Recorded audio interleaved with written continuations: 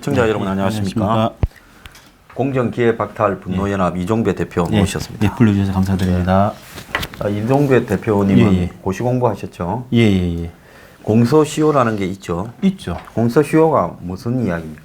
이제 공소시효가 뭐냐면 이제 그 어떤 범죄에 대해서 공소를 제기할 수 있는 그런 이제 일정 이제 기간을 두는 거죠. 그래서 그 일정 기간이 지나면 이제 검사가 공소를 할 수 없는 그런 기간을 두는데 그건 이제 공소 기간을 두는 취지는 이제 장기간의 어떤 시간이 경과함으로써 그런 어떤 사실관계에 대해서 어떤 법적 안정성을 도모하고 또 이제 그 국가기관이 사법기관이 어떤 이제 그 사실관계를 밝힘에 있어서 태만이라든지 여러 가지 그 국가기관의 문제에 대해서 책임을 이제 지라는 그런 의미에서 일정 기간이 지나면 이제 공소를 제기할 수 있는 그런 시효를 두는 거죠. 그러다가 이제 살인죄도 공소시효가 있었는데 25년 얼마 전에 이제 태완 입법 뭐 이래가지고 그래서 그 공소시효가 없어졌죠. 그리고 반면에 이제 13살 미만인가 하는 또 아동에 대한 강간 이런 것도 없어졌죠. 그렇죠. 자, 그러면 공소시효를 지난 걸 또 끄집어내서 공소시효를 갖다가 연장시키는 부분은 그건 법적 안정성상 있을 수 있습니까? 없고 헌법에서도 그건 금지하고 있는 거죠. 그거 금지하고 있는 거고 그게 왜 중요한 부분이냐면요.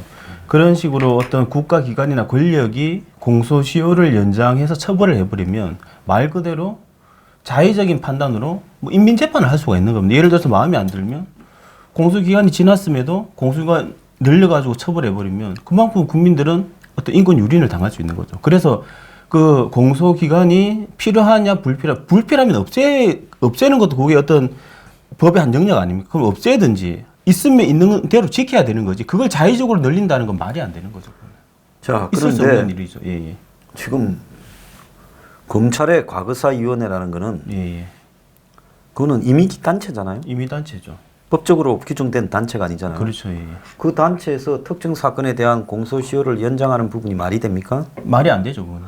자, 저는 그 장자연 김학의 사건에 거기에 연루되었던 관계자들의 문제는 문제지요. 그런 식으로 하면 안 되지요. 그렇죠. 사회지도청이나 유명한 사회 인사들이 그런 식으로 성을 착취하거나 학대해서는 안 된다. 도덕적으로. 그렇지만 그렇다 하더라도 법이라는 게 그게 공소시효를 지나고 나면 과거에 살인도 공소시효가 25년 있을 때 지나고 나면 살인범이 끝나고 난 뒤에 내가 살인했다 해도 어쩔 수 없는 게 법이지 않습니까? 그렇죠. 그게 법치라는 거죠. 그래서 공소시효를 정한 이유는 그게 없을 경우에 수많은 사건들이 미제로 남아서 감당 불가한 일이 벌어질 수도 있고 또 사법기관에 도대체 감당할 수 없는 일거리도 생길 수 있고 또 그 기간 안에 빨리빨리 잡아서 해결하라는 왜냐하면 또 중요한 사건들이 많을 수가 있거든요. 그런 거를 이야기하는 거잖아요. 그런데 대통령이 굳이 지난 사건에 대해 공소시효가 지난 사건은 그대로 진실은 밝히라. 공소시효가 지난 사건을 진실을 밝힌다면 대한민국에 수많은 공소시효가 지난 수백만 수천만 개의 사건이 있을 건데 그러면 모든 사건을 다 권력의 어떤 그런 이제 불순한 의도를 가지고 만약 그런 식으로 한다면 모든 과거 정권에도 얼마나 그 사건이 많았습니까? 다 들춰내면 뭐 그 말 자체가 굉장히 정치적인 이야기 아니에요? 정치적인 얘기죠. 이미 공소시효도 지났고 법적으로 처벌할 수 없는 일을 대통령이 나서가지고 다시 수사를 해서 뭘 진실을 밝혀라. 그러면 정권마다 그럼 내 과거만 캐다가 이 나라는 엉뚱한 데로 가는 거죠. 대통령과 과거사위원회가 공소시효를 자기 마음대로 연장할 수 없는 거 아닙니까? 그렇죠. 자, 그래서 공소시효라는 게 왜 있고 또 그것이 악법도 법이라고 법이 그렇게 되어 있으면 필요해서 했을 거 아니에요? 우리나라만 공소시효 있는 거 아니잖아요? 다 있죠. 공소시효는. 그러니까 그래서 지켜야 되는 거죠. 법은. 자, 그래서 임의로 정치적 필요에 따라서 공소시효를 갖다가 고무줄처럼 연장을 하고 그런 부분은 그렇죠. 아니다. 인권 유린이죠. 자, 그렇게 생각을 합니다. 자, 그리고 김의겸 대변인. 이 사람 집에는 갔지만은 여러 가지로 법률적인 문제가 있지 않습니까? 있죠. 법률적인 문제가 있고 저는 제가 이제 소장님한테 이제 어제도 말씀드렸던 부분, 이 부분은 김의겸 같은 경우에는 저는 개인적으로 사안이 굉장히 중대하다고 생각을 합니다. 왜냐하면 이 사람이 지금 안전자리에서 10억을 벌었어요. 지금 25억에 사가지고 지금 그 시세, 그 건물 시세가 35억이 나간다고 하고 있거든요. 지금. 예. 근데 앞으로 그게 얼마나 더 오를지 알 수도 없습니다. 그 이제.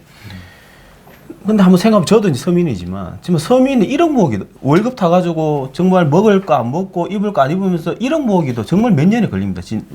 평범한 봉급쟁이 같은 경우. 그런데 안전자리에서 지금 몇 달 지나지 또 안전자리에 지금 10억을 벌었단 말이죠. 한 달에 요즘 이자도 거의 없으니까 100만 원씩을 저축한다 해도 1년이면 1,200만 원. 예. 예? 그렇죠. 10년 모아야 예.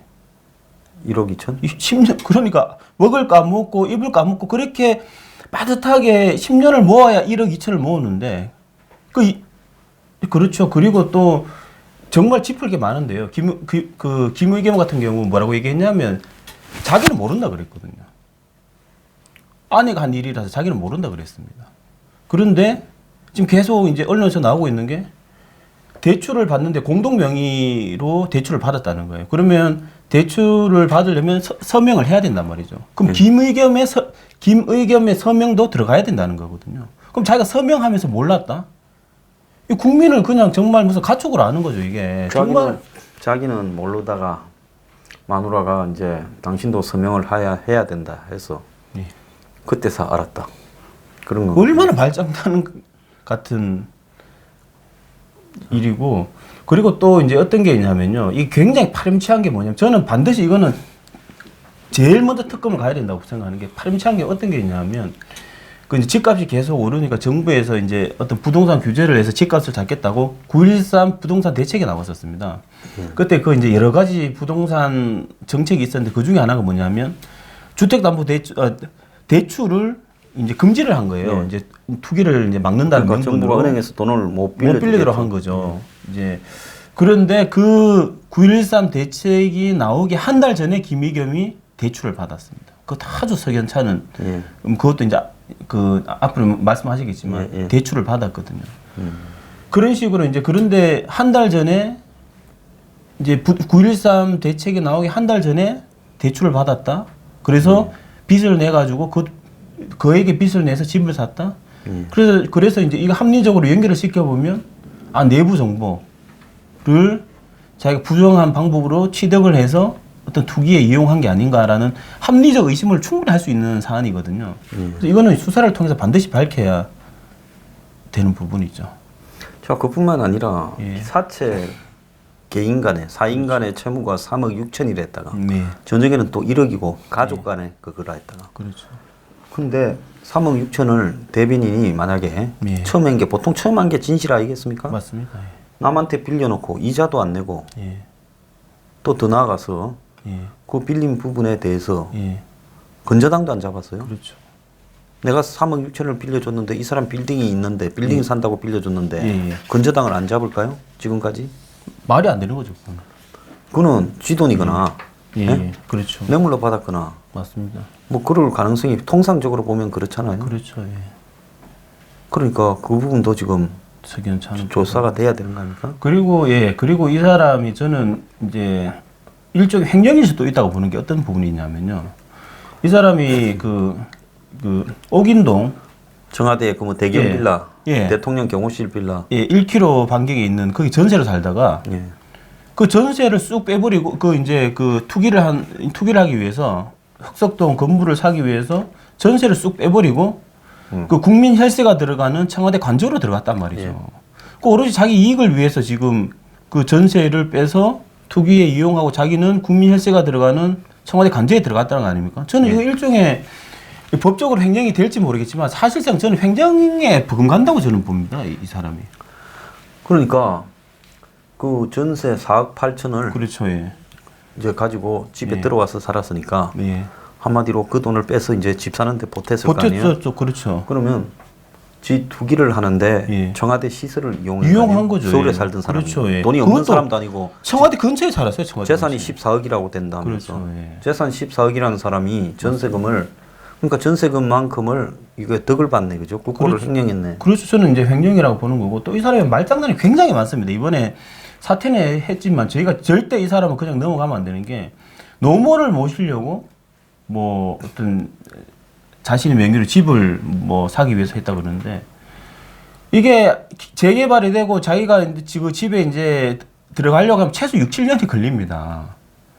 아니 노무를 모시려면 빨리 뭐 전세를 얻든 아니면 조금만 집을 뭐 10억 주면 어디 뭐 집 살 때 많지 않겠습니까? 많죠. 그럼 집을 사서 빨리 노무를 모셔야지. 노무를 모신다면서 샀는 집이 최소 6, 7년 기다려야 되는 집이에요. 이 말이 앞뒤가 안 맞지 않습니까? 그럼 저 청와대 대변인을 계속 할 거라 생각하고 2022년에 완성된다는데 이제 예. 목이 잘리고 그렇죠. 집은 이제 청와대에서 나와야 될 거고 어디 갔을까? 그러니까요. 양산에 살러 갔을까요? 그래서 지금 거기 그 건물주, 그 흑석동 그 건물의 전 건물주가 인터뷰를 한 거 보니까 그분도 이제 굉장히 이제 분노를 하시더라고요. 하시면서 만약에 투기 목적이 아니었다면 그러면 내놓고 가라고 이게. 지금 굉장히 논란이 많고 하니까 그대로 그냥 25억 나한테 돌려주고 이제 가라고 얘기를 하는데 안 가겠죠. 원래 예. 그런 거는 이렇게 돌려주기도 합니다. 예. 제가 옛날에 그러니까요. 어떤 사회단체에 건물을 하나 지으려고 예. 땅을 샀는데 허가가 안 떠지는데요. 예. 사고 나서 보니까 될 줄 알았는데 예.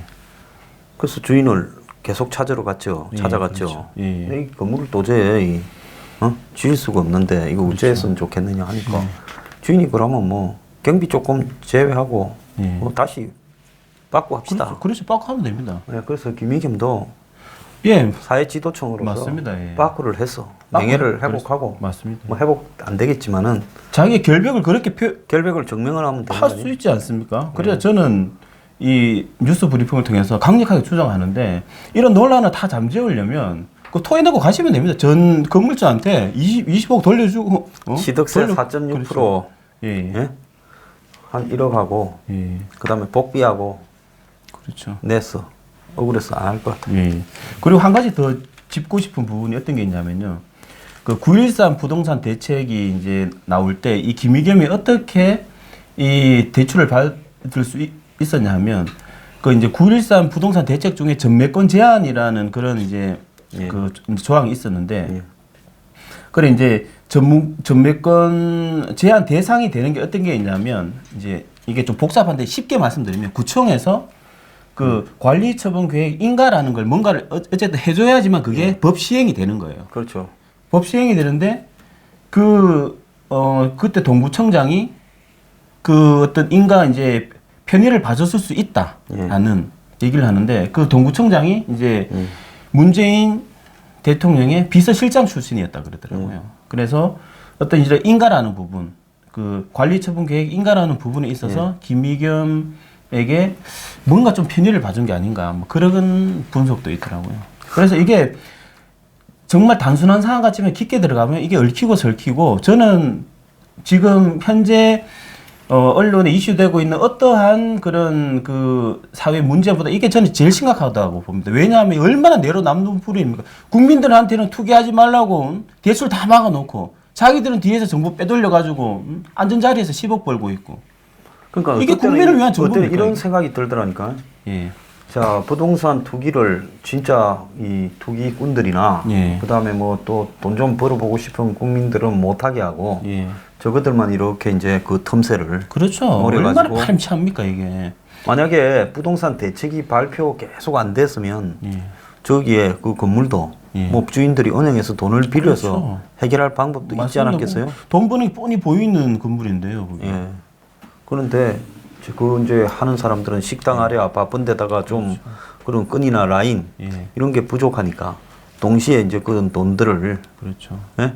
이렇게 좀 해서 그 5천만 원 상속세 내려고 예. 그다음 행제간에 가른다고 돈이 좀 급한 사람이 있을 수 있죠. 예. 그래서 한 1, 2억, 2, 3억만 대출을 받고 어쨌든 해도 또 넘어가고 할 방법이 있었을 건데 있었죠. 근데 그 사람들이 그런 걸 못하니까 저 정부가 나는 김의겸이한테 어떻게 건너갔는가 하는 것도 그 건물에 대한 그렇죠. 예. 아주 승연차는 부분이고 저는 이제 마지막으로 말씀드리고 싶은 게 저는 김의겸 같은 경우에는 이제 고위공직자 재산 신고하다 걸린 거 아닙니까? 네. 근데 재산 신고 대상이 아닌 고위직도 많을 거 아닙니까? 공무원은 아니더라도. 많죠. 그런 사람이 얼마나 이렇게 많이 해먹고 있냐라는 것이죠, 지금. 제가 봤을 때.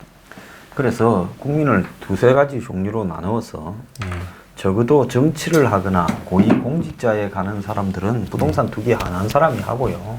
그렇죠. 그걸 부동산 투기를 수단 방법 가리지 않고 해서 돈 벌고 싶은 사람은 그런 걸 아예 못하게 하고. 그렇죠.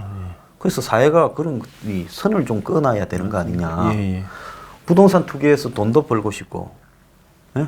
예. 부동산 투기한 돈으로 자식도 미국 유학 보내고 좋은 차도 사주고 싶고, 또 국가 권력도 누리고 싶고. 국가 권력도 누리고 싶고, 출세도 하고 싶고, 명예도 누리고 싶고. 그렇죠.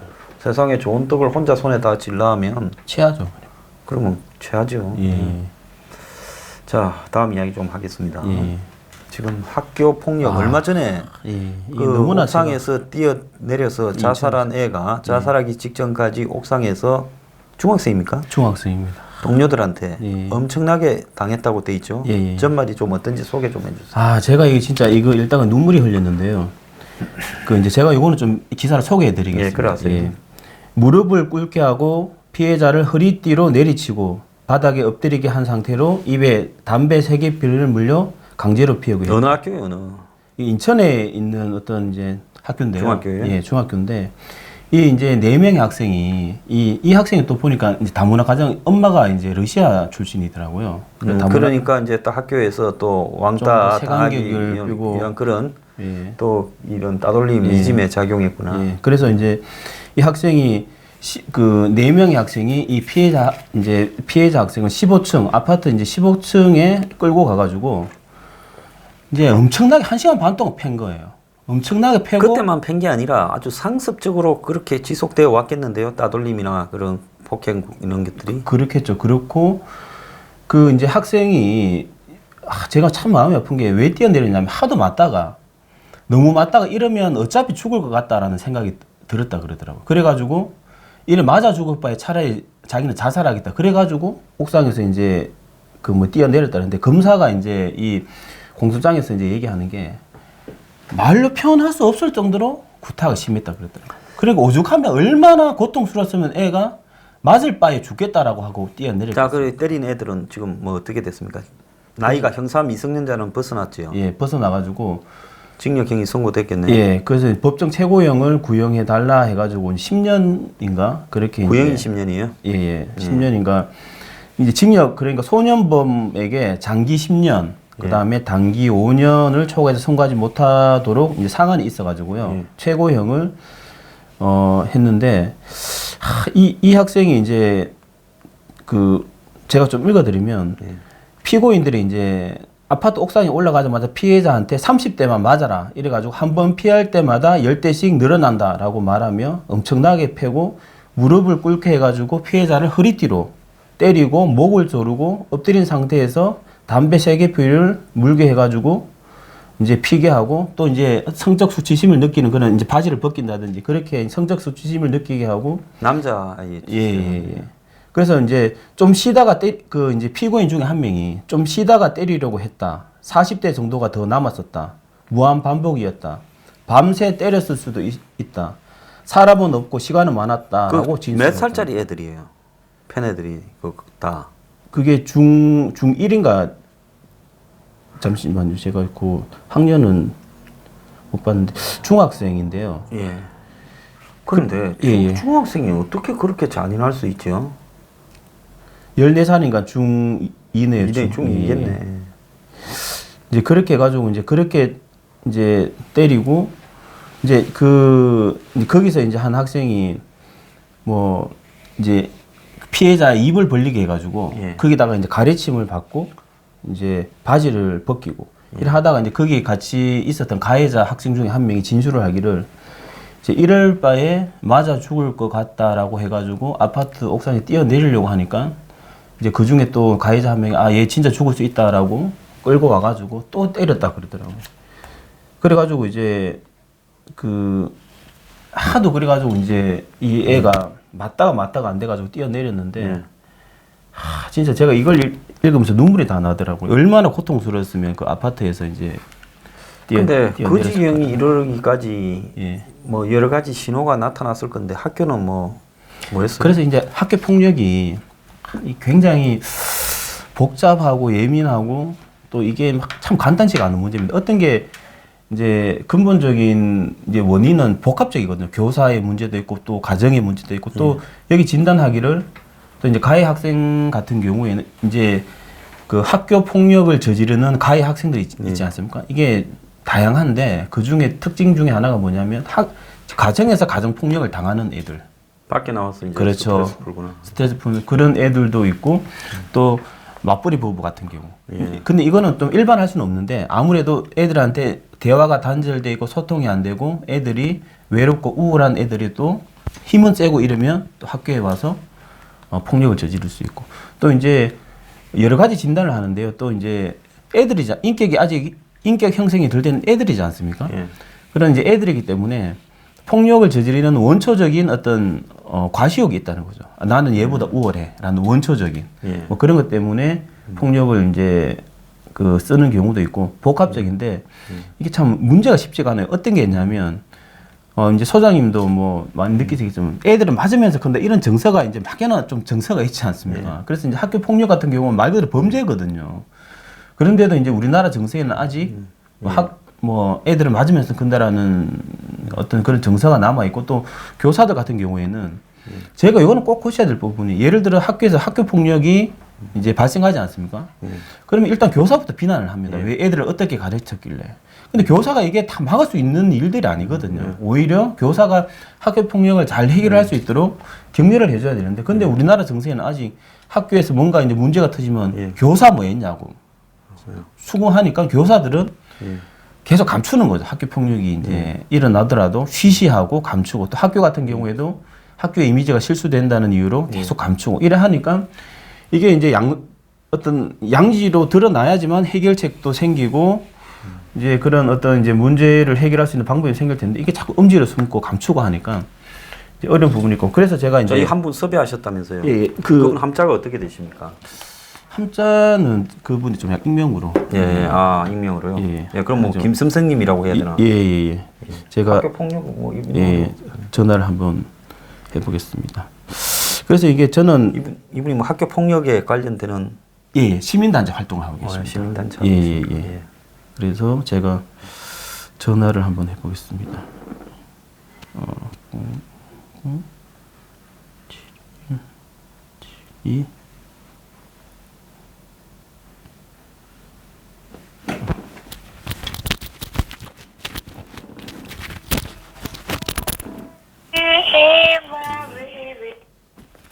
여보세요? 네. 예, 맞습니다. 예, 안녕하세요. 제가 지금 그 황정수 뉴스 브리핑 지금 그 이제 녹화 방송 중인데요. 네, 안녕하세요. 예, 안녕하세요. 여기 이제 황장수입니다. 저희가 지금 그 학교 폭력에 대해서 지금 이제 다루고 있는데요. 네. 그래서 저희가 지금 이제 인천에서 이제 최근에 그 학교 폭력 해서 자살하는 사건이 발생했잖아요. 네. 그래서 저희가 이제 너무나 마음이 지금 아파가지고 오늘도 방송을 하면서 굉장히 마음이 아팠는데 그 학교 폭력이 일단 이제 간간히 언론을 통해서 보면 이제 학교 폭력 사례가 이제 심각한 사례들이 이제 발생이 되는데 실제로 이제 지금 학교 폭력 관련해서 이제 시민단체 활동을 하고 계시잖아요. 네. 뭐 실제 사례가 좀 이렇게 좀 그런 사례들이 좀 종종 있나요? 네, 심각한 학교폭력 사건들은 아주 많이 있습니다. 예. 그래서 인천 중학생 이번 학교폭력 추락사 사건 이전에도 2011년도에 대구 중학생 자살 사건이 있었어요. 그래서 그 학생이 괴롭힘을 지속적으로 당했던 내용을 유서로 남기고 학교폭력 피해로 자살한 사건인데요. 그 사건으로 학교폭력 심각성에 대한 각성이 있었지만 현재까지 계속 반복되고 있는 실정입니다. 그래서 2017년도 같은 경우는 울산에 있는 D중학교에서 학교폭력 또 피해 학생이 자살 사건이 또 있었어요. 그런데 여기서는 학교나 교육청 재심기구 등에서 학교폭력이 아니라고 조치 없이 처분을 내렸었습니다. 그래서 피해 학생이 사망한 뒤에 법원에서 학교폭력을 인정받아 가해 학생들에게 처벌이 내려지기도 했었기도 하고요. 그런데 이 사건 같은 경우에는 학교폭력 피해를 호소했지만 도움을 받지 못한 사례였습니다. 네네. 그리고 강원도 철원에 있는 초등학교에서는 학교폭력 피해 신고를 한 학생 모이자 학교 교사를 그 성추행 요구를 하기도 한 학교폭력 은폐 사건도 있었습니다. 그리고 제가 이제 학교폭력 대책 자치위원을 하면서 실제로 이제 학교폭력 은폐나 축소를 직접 본 사례 중에서는 그 서울 서초구 공립중학교에서는 뭐 성추행으로 경찰이 출동이 되었지만 신고 기록에 남기지 않거나 교육청에 보고조차 하지 않았는데 아무 처벌을 받지 않았었습니다. 그래서 이 학교 같은 경우에는 뭐 가해 학생이 피해 학생을 뭐 3,000대를 때리자는 계약서를 쓰거나 써도 지도가 없었고 뭐 금품갈취건이 발생하니까 뭐 교사가 가해자를 뒤바꿔서 학교폭력이 아니라고 종결하기로 했었습니다. 그래서 이렇게 학교폭력 신고가 누락되거나 제대로 이제 보고되지 않거나 하는 과정 속에서 많은 이제 은폐 축소가 발생이 됐고 뭐 어떤 허위 공문서를 작성하기도 하는 사례들이 많이 있습니다. 그게 이제 결국은 학교 측에 그 이 학교 폭력에 대해서 알려지게 되면 학교에 네. 이제 교사나 교장이나 뭐 이런 네. 사람들에게 피해가 들어온다.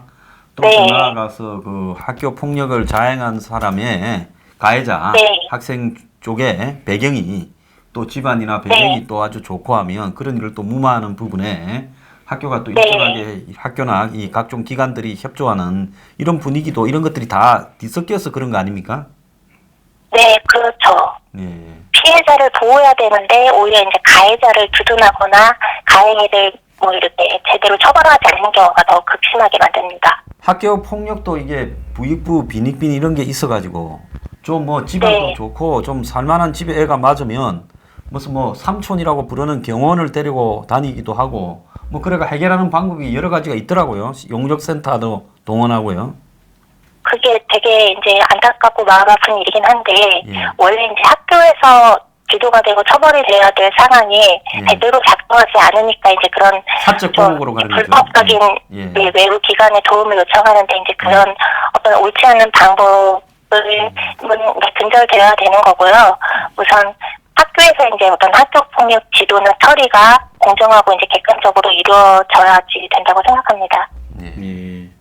그래서 이게 참 학교 폭력이 네. 진짜 어떤 심각한 어떤 사회 문제이고 뭐 과거부터 쭉 있어 왔는데 이게 참 해결이 쉽지가 않은 것 같아요. 보니까 그 계속 안타까운 사건들이 계속 일어나는데 이게 좀 뭐 쉽지는 않지만 그렇다고 저희가 이제 손을 놓고 있을 수 없으니까 뭔가 좀 해결책 같은 게 네. 있을까요, 좀? 네, 지금 학교폭력은 많이들 이제 경미한 아이들 위로 치부하기 쉬운데요. 예. 심각성은 절대 그렇지 않습니다. 연간 학교폭력 피해 건수가 28,000여 건을 넘어서고 있고 이는 학교폭력 피해가 급증하고 누구라도 피해자가 될 수 있습니다. 그래서 아까 말씀하신 것처럼 어떤 한정된 뭐 예를 들어서 불우하거나 열등하거나 아니면 다문화 가족의 아이거나 장애하거나 그런 아이만 특정해서 피해를 받는 게 아니라 피해 범위가 넓어지다 보니까 누구라도 피해가 될 수 있는 상황으로 이제 많이 이렇게 극심화가 되었고요. 학교 폭력이 제대로 지도되지 않거나 방치될 때는 사회 문제로 발견되는 악순환을 가져옵니다. 그래서 학교는 학교 폭력 피해가 발생되지 않도록 노력해야 하는데 실제로는 학교 폭력 피해 신고가 묵살되거나 가해행위가 지도나 처벌받지 않을 때 좀 극심화되는 현상을 보입니다. 그래서 가까운 예로 얼마 전 버닝썬 사건이 있었잖아요. 예. 그때 이제 폭력으로부터 피해자가 신고를 했을 때 보호받지 못하거나 예를 들어 성추행 가해자였던 연예인이 2016년도 사건에서 제대로 된 처벌을 받지 않았을 때 가해행위가 지속 반복되는 양상을 엿볼 수 있는데요. 네, 그렇죠. 여기서 중요한 건 피해 가해 사실과 행위를 공정하고 객관적으로 처리하는 역할이 무엇보다도 중요합니다. 그래서 학교에서 또한 신고자나 피해자가 불이익받는 것을 목격하게 되면 그 보복이 두려워서 신고를 못하게 되고 피해에 장기적으로 노출될 수 있습니다. 그래서 가해행위를 지도하지 않으면 뭐 가해행위가 극심해지고 가해무리에 동조 합류하는 양상을 보이기 때문에 적정한 지도나 처벌이 이루어져야 하고 은폐 축소가 될 때는 학교폭력이 더욱 극심해집니다. 예, 제가 하나 마지막으로 좀 여쭤보면요. 네. 그 나이가 어리다 해가지고 그 뭐 학생들끼리 이렇게 폭력을 저지르면 그런 네. 부분에 대해서 이렇게 어쨌든 뭐 소년범이든 또 그런데 가지 네. 않고든 뭐 이런 식으로 수습이 되면서 이 성년의 네. 성인들이 저지른 그런 폭력에 비해서 훨씬 가벼운 처벌을 받잖아요. 네. 그런데 요즘에 무슨 신체 상황이나 잔인성이라든지 또 포악함 네. 이런 걸로 보면 오히려 어른들이 뒤것을 생각해서 조심을 하지 학생들 같은 네. 경우에 좀 완전히 그냥 그 폭력의 강도가 굉장히 네. 흉폭해졌어요. 그런 부분에 네, 대해서 네. 지금 처벌 시스템도 이런 식으로 유지되어서는 된다고 보십니까? 좀 어떻게 보십니까? 우선은 지금 좀 전에 말씀 주신 게 이제 만 10세 이상 만 14세 미만의 촉법소년으로 형벌이 아닌 이제 보호처분을 받게 되거나 아니면 14세 이상 19세 미만 미성년자가 이제 소년법상 소년에 해당이 되는데 이제 이 처벌보다 교화가 목적인 것은 이 어떤 소년법의 제정 목적은 범죄 인식 능력이 부족한 미성년자를 교화를 목적이었거든요. 그런데 지금 이렇게 잔혹해지고 극심해진 학교폭력의 어떤 이런 내용들을 보면 이 사람들이 어떤 죄를 인식을 못했다기보다는 죄를 지어도 처벌을 받지 않는다는 인식 때문에 이렇게 지속 반복되고 있는다고 보고 있고요. 그다음에 그래서 우선은 어떤 이런 처벌에 대한 논의도 활발히 이제 이루어지고 있는 걸로 아는데, 이제 저는 학교폭력 이제 문제 대책에 대해서 이제 계속 이렇게 연구를 하고 하다 보니까 학교폭력 근절이 이제 가장 기준이 되어야 되고 이제 필요로 하는 게 뭐냐면 학교폭력 처리의 공정성을 확보할 때 학교폭력 근절이 이루어질 수 있습니다. 그래서 학교폭력을 일어났을 때 도움을 청하거나 신고를 하면 폭력으로부터 안전하게 보호받을 수 있는 시스템이 작동을 해야 하거든요. 그런데 피해를 호소하거나 신고를 해도 어떤 지도나 조치가 없고 오히려 피해자나 제보자한테 불이익을 준다면 가해 행위는 더욱 극심해지고 지속화, 집단화될 수 있습니다. 그래서 이번 중학생 추락사 사건처럼 장기간 다수에게 피해에 노출이 되었지만 신고 시스템, 학교폭력 피해 인지와 보호가 이루어졌다면 어린 생명을 살릴 수 있지 않았을까 안타까움과 이제는 학교폭력 근절을 위해 우리 어른 사회가 막중한 책임과 의무를 다해야 할 때라고 봅니다. 그래서 학교폭력 말씀하십시오. 예. 네네. 학교폭력에 대해 얼마나 공정하고 객관적으로 처리가 되었는지 또는 청소년 범죄 개선이나 선도에 교육기관이 어떤 역할 이행이 이루어졌는지 점검해볼 필요성이 있습니다. 그래서 학교폭력은 군폭력, 직장폭력, 성폭력, 사회범죄로 발전이 되니 학교폭력은 학교 간의 문제가 아니라 사회문제로의 심각성을 인식하고 폭력과 사회범죄 연결의 악순환을 끊을 수 있는 역할인 교육기관부터 사회문제를 교육적으로 이행해 나갈 수 있는 인식전환과 공정성 구축이 시급히 필요합니다. 오늘 여러 가지로 좋은 말씀 감사드립니다. 이런 사실들을 보통 분들은 잘 모르는데요. 저희들도 학교폭력 근절을 위해서 나름 열심히 이렇게 일하겠습니다. 출연해 주셔서 감사합니다. 네, 감사합니다. 네, 저도 감사합니다. 네. 그래서 참 이게 세상에 이 모든 사람의 문제일 수도 있는데요. 집집마다 뭐 애들이 밖에 가서 맞고 오거나 또 때리는 다 집집마다 있는 애들이잖아요. 그렇죠. 그러면 모든 가정에서 다 나타날 수 있는 문제가 있는데 뭐 자기 집은 안 그렇겠지 하고 이런 문제에 우리 사회가 너무 소홀했고 또 대책이나 이런 걸 구조적으로 해결하는 대안을 내는데 많이 소홀했어요. 그런 문제에 대해서 앞으로 좀 좋은 학교 폭력 근절을 위한 방안을 좀 해주시고요. 그다음에 인간은 적어도 중학생쯤 되면 자기 행동에 대해서 나는 자기가 책임져야 된다고 봅니다. 말할 수 없는 잔인성이라면 그것이 어디에서 왔든 간에요. 그건 사회적 책임을 져야 되는 부분으로 왠지 피해자의 고통이 있거든요. 처벌이 강화돼야 되죠. 애들이라고 한다면 그렇게 만약 학교 폭력을 저지른 자기 집에 애가 있다면요. 부모도 나는 거기에 대해서 마땅한 대가를 치러야 된다고 봐요. 맞습니다. 왜냐하면 부모가 자기 자식이 밖에 나가서 남을 그렇게 때리고 다니는지 아닌지에 대해서 관심을 가져야지. 그렇죠. 맞고 오는 것만 관심 가지고 때리는 거는 관심을 안 가지니까 이런 일들이 발생하는 거 아니겠습니까? 맞습니다. 그 부모들 데려와 갖고 세워놔 보세요. 다 멀쩡한 사람들이죠. 맞습니다. 분노가 좀 침입니다.